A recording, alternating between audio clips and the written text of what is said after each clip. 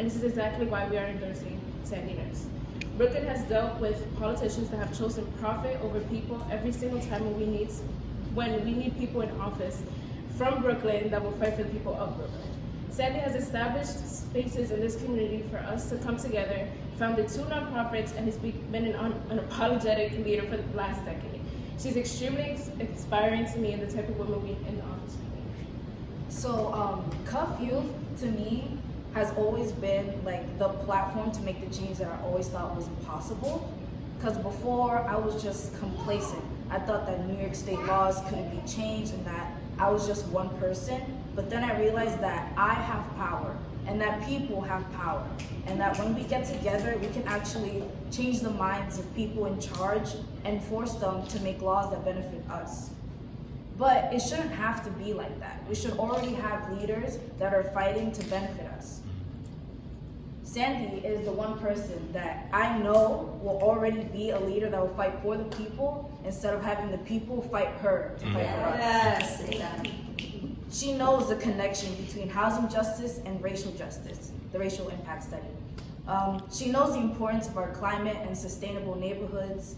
She knows that we need to bring in resources for this community without having to rezone. She knows that we need to create new industrial jobs. She can literally build the community that we want. She's an architect. Churches United for Fair Housing is proud to put our faith into Sandy and make sure that the efforts of CUFFH Youth's year-long fight for universal rent control and the long-awaited end of rental loopholes will be carried on in our future New York City Council member. Sandy is a doer, a leader, and a fighter for our community, and we're excited to endorse her for New York City Council.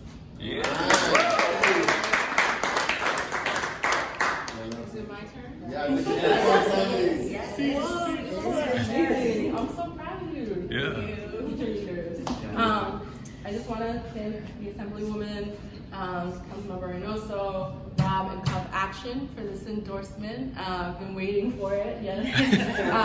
And it feels really great. I know that the Assemblywoman has been working really hard, not just for your district, but for folks in the 54th and in the 37th, and really picking up the slack. So I'm really excited to partner with you and expand services and extend that, and work with you, Paula, and like really try to bring the different communities that are in District 37 and that overlap with the 53rd together. So I really appreciate this endorsement and this trust. I really do. It is And I'm really excited about CUFFH and congratulations on your C4.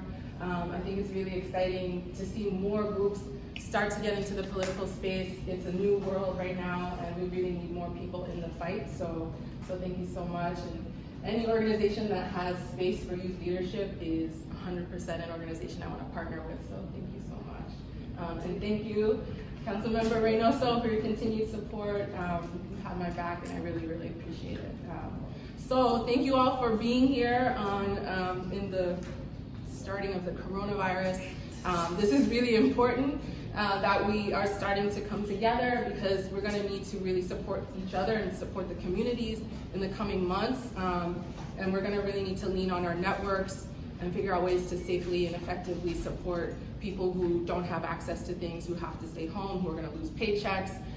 We need to figure out how to support our folks in public housing, who have a lot of seniors at risk, making sure that their buildings are kept clean, making sure that they have food and access to things.